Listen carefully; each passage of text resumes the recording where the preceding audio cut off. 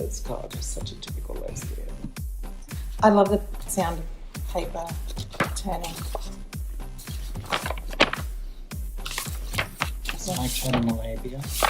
Shut. So stupid. So stupid. All right, I'm going to do my intro. Hello, everybody, and welcome to another episode of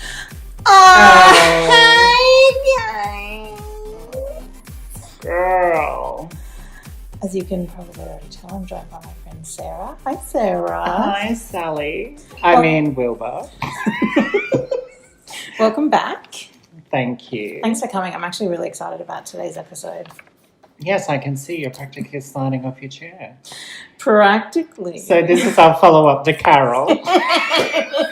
This is a follow-up, guys. This is a follow-up. So basically what I wanted to do today was talk to you about Carol, the movie, and all the great parts of Carol. No, I'm kidding. We're going to do gays on film. And And television. And television, yeah. So whenever I think of that, I think, I sing it in my head as gays on film. Yeah, it's a song, isn't it? Yeah, girls on film. Oh, same. I don't know if that's what the song's called, actually. I just know that's some words. No, just girls on film, isn't it? Maybe. Yeah, who knows?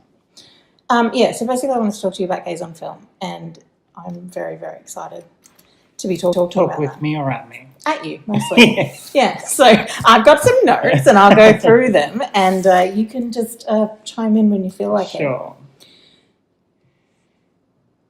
When I say gays on film, I immediately think Xena, Buffy, True Blood. Do you know any of these shows? There was a really homosexual episode of Highway to Heaven.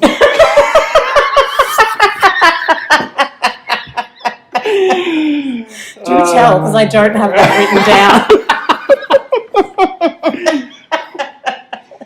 Touched by an angel? Oh, wasn't he? And that episode of Little House on the Prairie. Oh, girl. No, so That's my cultural references. That's what I think of when I think of, gays on film. Did you watch Xena? No.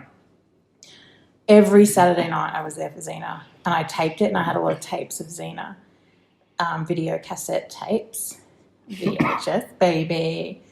And I would cut out a picture of Xena's face from a magazine and stick it on the cover of the VHS. And I would take out that little tab so that my dad couldn't accidentally record over it if he wanted to, record the 7:30 report or something in the days before the internet. Yeah, and I loved it. It wasn't overtly gay at all. From the things I've seen, though. I think it was a lot of tongue-in-cheek. It wasn't overtly literally. Yeah, Xena and Gabrielle weren't, scissoring or anything, on the battlefield. You're trying to say scissor every episode. It's my Easter egg. It's my rabbit warren.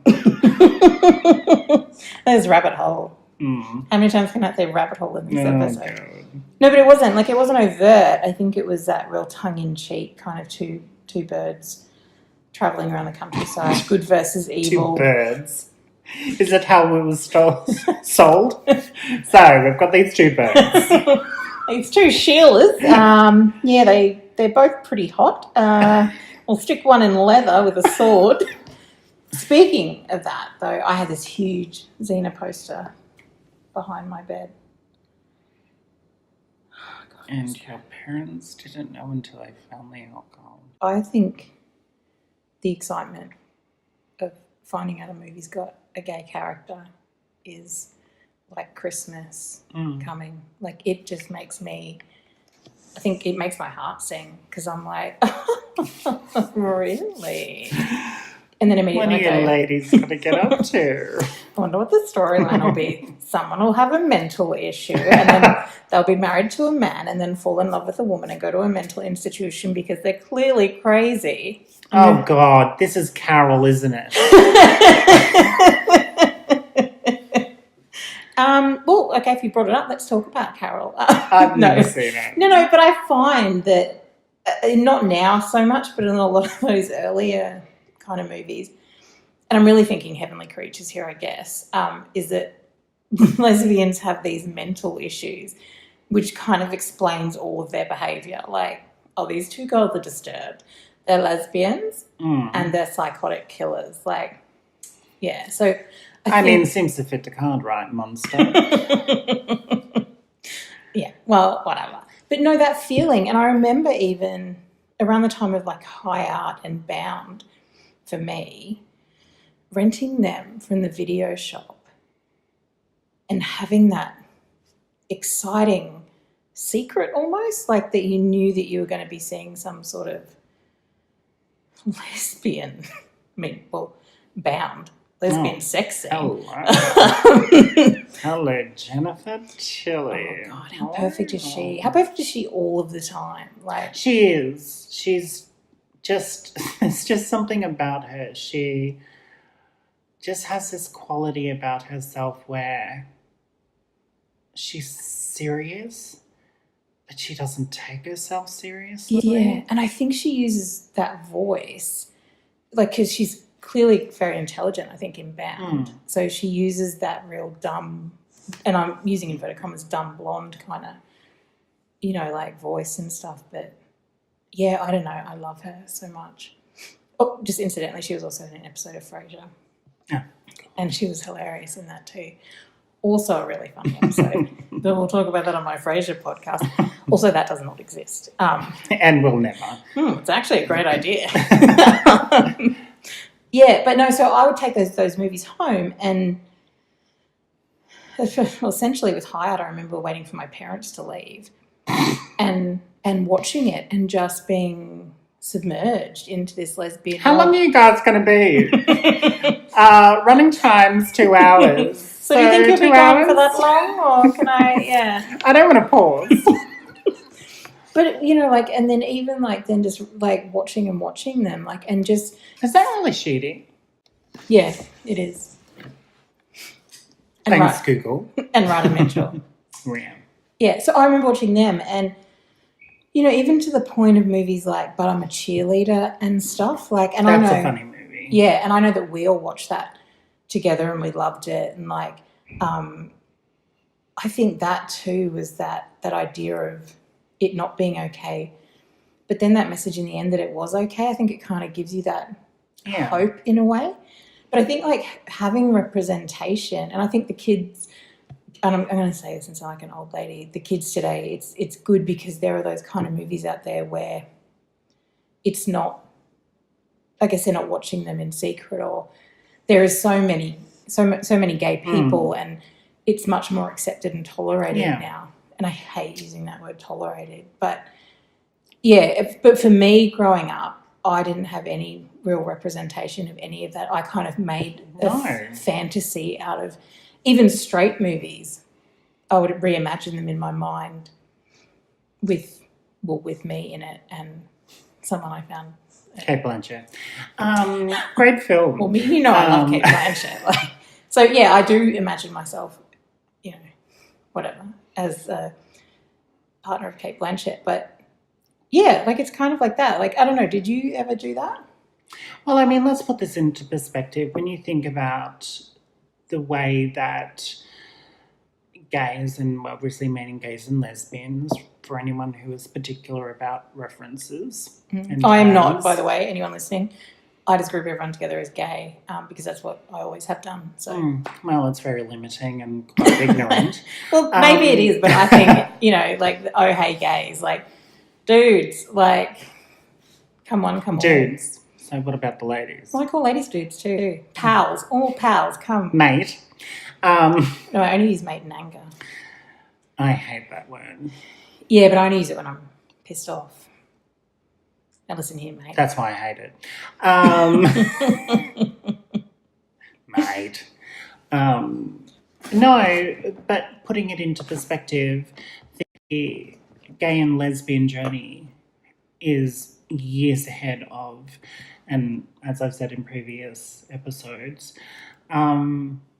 I'm a transgendered woman, so my realization really has been, and my recognition in film hasn't really been there until more recently. Not even in Some Like It Hot. Okay.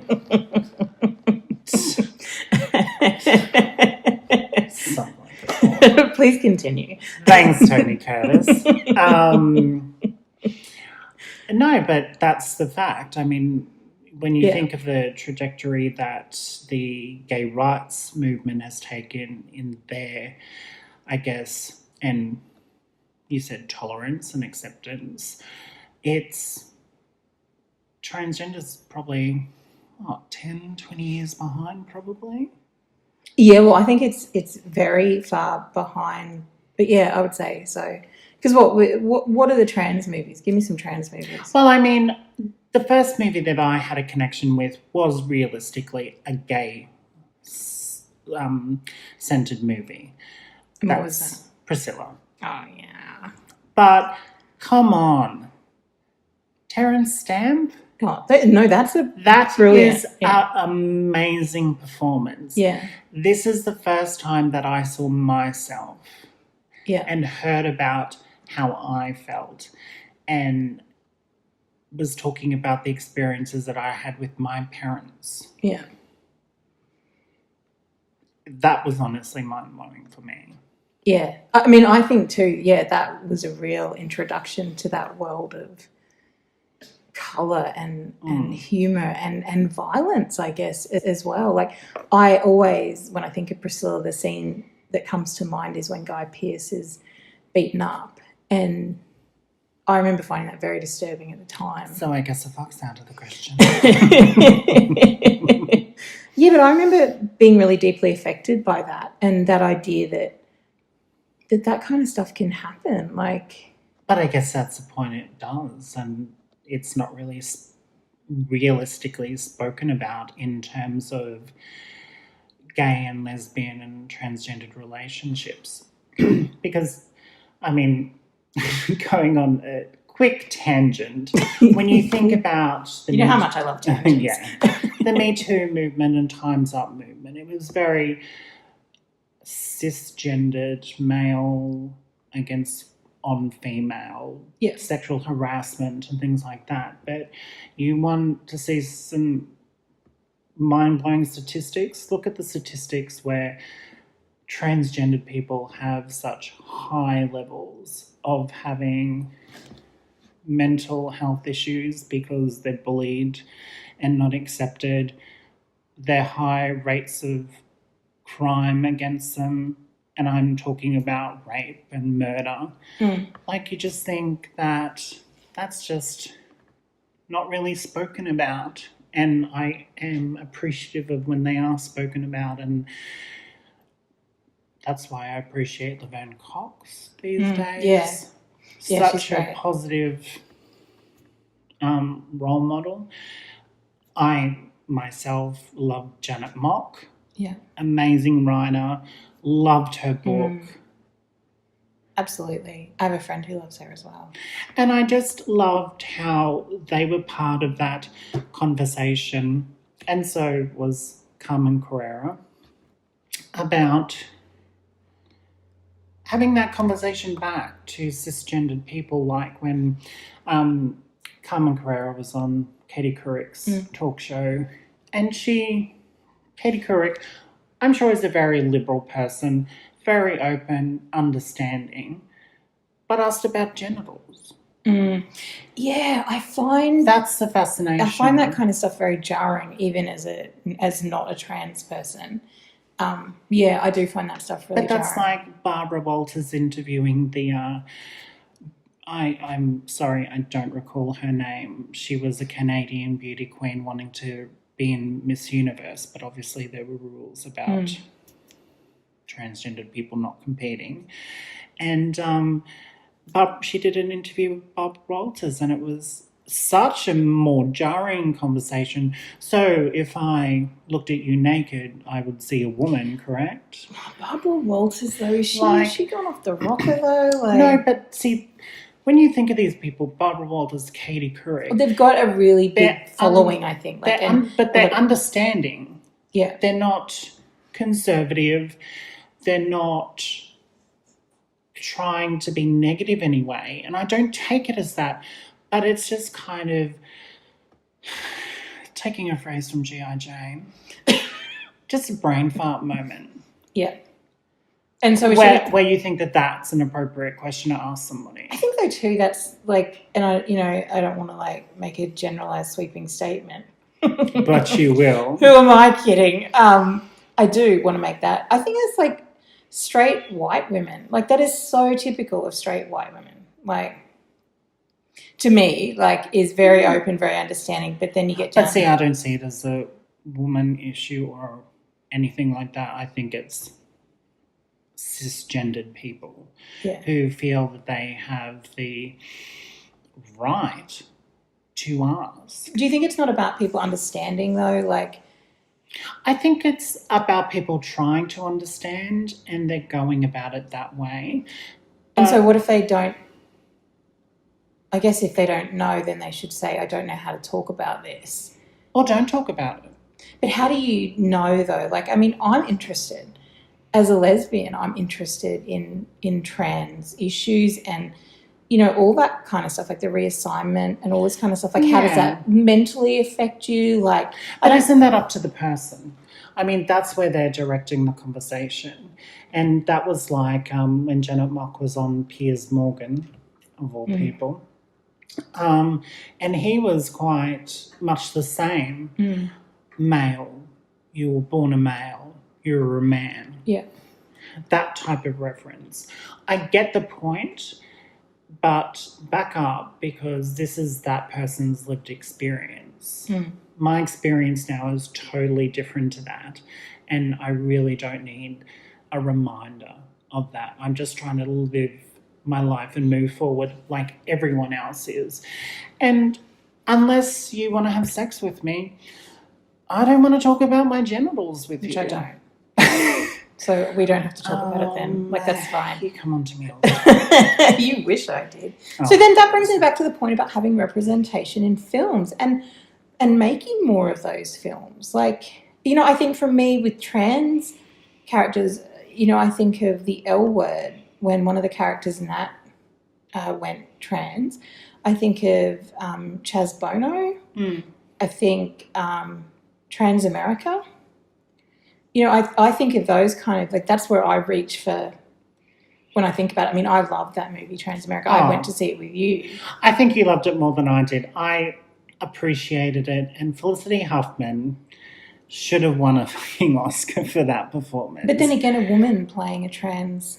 And I know that's a concern people have. Do you have that concern about the representation of trans in films? Like, I know Laverne Cox, you know, like in Orange is the New Black, like it's not a man playing a woman. Yeah. Like, it's a transgender person playing a transgendered person. So do you have an issue with I personally don't know. Because you don't know if you have an issue. No, I don't have an issue. Because I can understand and draw the inference, like, as far as I'm aware, Alison Hannigan is not a lesbian. Willow is not a lesbian in real life. I would debate that because I think Alison Hannigan and Willow, she's married to a man. Doesn't matter. She's a lesbian in my mind. So, like Kate Blanchett is a lesbian. Cool. But they're not. So that's where my thought about it comes. I think when you get somebody who has a different experience, then they can draw from that experience in a different way and maybe bring light to it, bring another perspective to it where somebody can, I guess, maybe get it a little. Oh, okay, I kind of get it now because there's another perspective that I can relate to. Yeah, I don't know. I kind of think like a transgendered person, playing a transgendered person would be the person who could actually portray how what that journey is. I know, but it's acting. I mean, that's how I'm thinking about it. These are people who are actors. And I'm not taking away from the fact that I don't want to see more transgendered representation in film and television. I totally do, and it's starting to happen a lot more. But yeah, that's my 2 cents. That's your 2 cents. I think too, like just talking about gays on TV. I mean, I think, we've named the kind of Buffy, True Blood, Xena to a certain extent, all the TV shows that I liked. But also things like 6 Feet Under, Queer as Folk, Grey's Anatomy. Oh, Callie. Good Lord. Okay, bring it down about 3 notches. I love her. And that was the only reason I watched that show. It wasn't the drama. It wasn't the writing. It wasn't Shonda Rhimes. It wasn't the drama. Although I did enjoy it while I was there. But that kind of drama just gets me all worked up, and I can't deal with it. I'm like, oh, there's too much going on. Like Scandal. I just couldn't deal with all the drama and the deceit and the guns and I don't know, everything was just going out of control. The Good Wife had some... Yes. And now The Good Fight has... One of the key characters is a lesbian, which I love. Orange is the New Black, of course. I'm not a big fan of that show, but there are a lot of lesbians in that. And, of course, Transparent. Yes. Jeffrey Tambor. Amazing. So you like that show? Yeah. Yeah. And that's what I'm saying. I'm not trying to take away anything from anyone else's possible performance, but the performance that was there from Jeffrey Tambor, come on. Oh, amazing. And I love that show because of him, and Moira and stuff like that, like how he made that character. Yeah. So, but that's what I was saying earlier, because you've got a different perspective. And let's put it into general speak. A transgender person is somebody who identifies as the gender opposite to their assigned at birth. Here's a man who then lives as a woman. Whether that is his true experience, that is still the basic experience. Yeah. So I don't see anything wrong in that portrayal. And you've also got to take your wins when you get them. There was a lot of conversation about trans people, trans relationships. The show's writer about their mopper. Jeffrey Tambor, whenever he won an award, which he won several, was very vocal about it.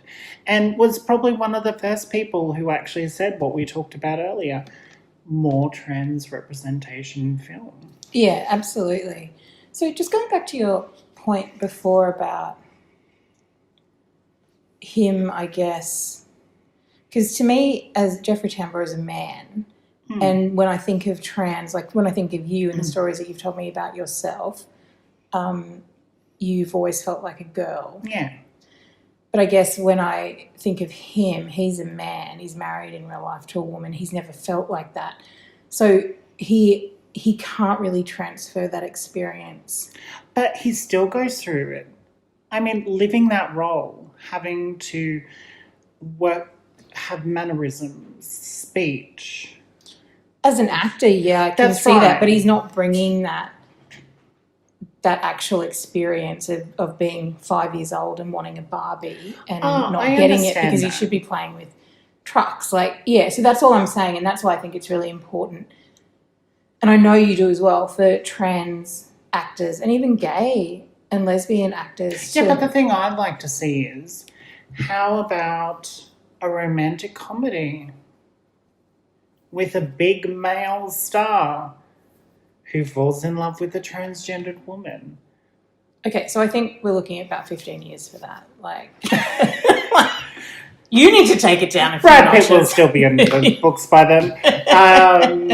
I mean, I wish and I hope that. Yeah, that's no, but that's where it needs to go because. But it's relationships is generally where you saw most of those films go. It's a relationship between two people. Yeah, but even on the TV shows, and I need to just mention, because I didn't before, the lesbian story on ER that they had, where they had a child and then the partner died who gave birth to the child, and that person, the deceased person's family came and took the child away from the other mother. You know, that was really ahead of its time, I think. Yeah. So, yeah, I just wanted to mention that as well. But in, movies, like, so the romance, and that's where it comes together in Gays on Film. Because that's what we are. We're social beings. We want to interact with somebody. And what I think a lot of gay films have ended up doing is showing those relationships. Brokeback Mountain. God, I still watch that movie and I love it and I cry all the time. The at opening the end. scene. Michelle Williams cried. I loved all of them. Every single person in that movie was great. And I really, really love it. And I remember, I think we all went as a group to see it and it was packed. The cinema was packed. And we were sitting near a bunch of girls. They were quite young. And I think they came to see it for different reasons. It was Heath Ledger and Jake Gyllenhaal. Yeah, basically, yeah. So they saw it for different reasons than, say, me. And I remember when that tent scene happened, this sort of sharp intake of breath and discussion about, did they just have sex? Like, and it's like, lol, the rest of this movie is going to be bad for you guys. Like, you know, it's, if that's what your expectation is. Yeah. Like, but I still love that movie. That's one of my all-time favourite love stories, because I think it is one of those beautiful love stories, especially at the end with the shirt. Like, just breaks my heart. Yeah. I'm a sucker for love stories. Yeah, and that's what I'm saying. We're all that way. But what's your favourite love story? Your favourite gay love story? Really? You don't really have any? No, I don't really have one. Not Trans-America?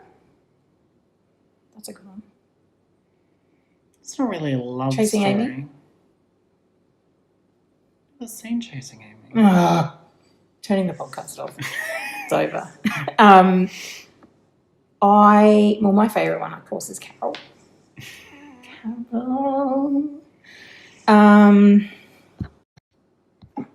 If These Walls Could Talk Too. Oh, the two old ladies? Holy shit. That is so sad. That is crazy. It's awful. I still get weepy thinking about it. I don't watch that movie at the moment, well, now, because I hate the idea of being so upset at the beginning. But yes, it really sucker punches you in your face. Oh my God, it karate kicks you in the nose. That first story is so sad. It's awful. Awful. And so awkward. And it's still one of my favourites, having said that. But I'm a Cheerleader is one of my favourites as well. Plus, like, my first taste of RuPaul, in a way, like in a film role, who I love. What, you've never seen Too Long Flu? No. It came out before. But I'm a Cheerleader came out before. No, it didn't. Oh, no, I hadn't seen that then. No, I hadn't seen that. Tell you what, one movie that I don't like, and then I'm not really going to talk about because I hate it so much. Hate's a very strong word. Yeah, well, it can be applied to this movie. The Kids Are All Right. Where Julianne Moore sleeps with the father, well, the donor of the sperm. Yeah, that's an odd one. I was so angry and upset in that movie. I didn't even see the end of it. I had to leave because I was like, this is such a ridiculous representation. I fucking hated it. It made me so angry. Even now, I feel like I'm really angry about it. Yeah. It was awful. Kissing Jessica Stein, have you seen that? No. It's kind of like another one. It's like a real slow burn lesbian love story. And I think they end up with men. Well, I think she ends up with a man. I think the other one's... Great ending. I know. Like, that's the thing. I don't know. I can't really remember. Are you talking about the movie or your love life? Oh, it could be interchangeable. Mulholland Drive. Yeah. Oh, my God, that movie. That movie affected me the same way that Carol did. So when I finished watching Carol, I saw it at home on my TV by myself. and I was breathless by the time it had finished. Like I couldn't, I was so, as it built to that ending of this happy ending, I was breathless. And then I had to play it again. I just had to play it immediately because I was like, and that's how I need to relive that. Yeah, and that's how Mulholland Drive made me feel as well, I think, at the time, because that was early 2000s, I think.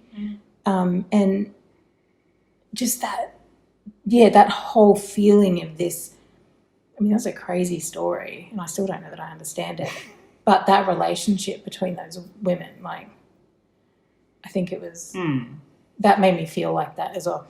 But nothing has made me feel like Carol, like that. I was knocked off. Got it. I was knocked off my feet with Carol. Welcome to your intervention. You're not allowed to mention Carol ever again. You're addicted. I just want to talk about Carol. That's what a junkie says. Really? Don't let the vampires in. Cut that out. Call Me By Your Name. I saw recently. And I loved it. And I loved everything about it. And I loved the relationship. I loved the setting. I loved the sounds, of the bikes and the tires and the pedals and the squeaking and stuff like that. I love the sound the gate made. I love the sound that it made when they were walking on the floor. That whole movie for me, that was about sounds. Have you seen that? No. Okay. You have to see it. It's really good. Okay. I'm sensing some resistance. Why? What's wrong? What's the problem?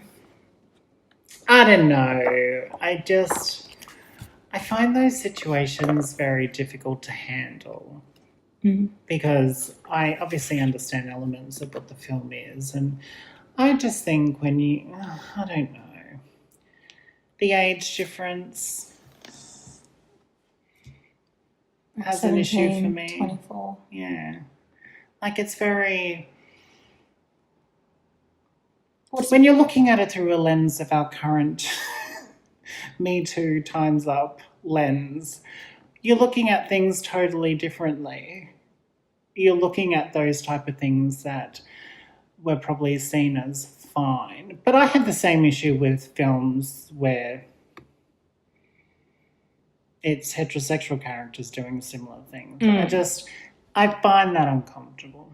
Oh, okay. Well, then you probably shouldn't watch this movie. But then I do understand probably where the element has come from because I understand that realistically it's designed to be something like like 3 movies at different stages in their lives. Yeah. So maybe that accounts for that. But I don't know. Me personally, I just find those things always a bit uncomfortable. Yeah, okay. That's all right. You can have that opinion. Yeah. But it's a beautiful film. It's beautiful. Well, the sounds. Yeah, Did it win an Oscar? I don't know, actually. That would be interesting to find out. About sounds. The sound person.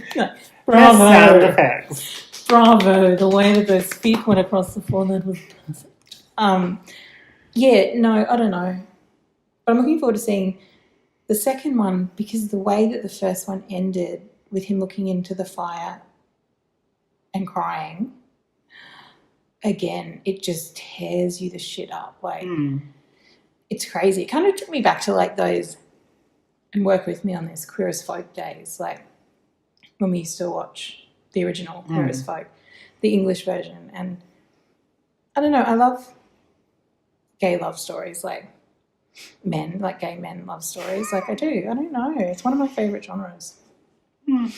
So there. So there you go. It's shit. You learn something new. I don't think we can have this podcast without talking about Will and Grace. Very true.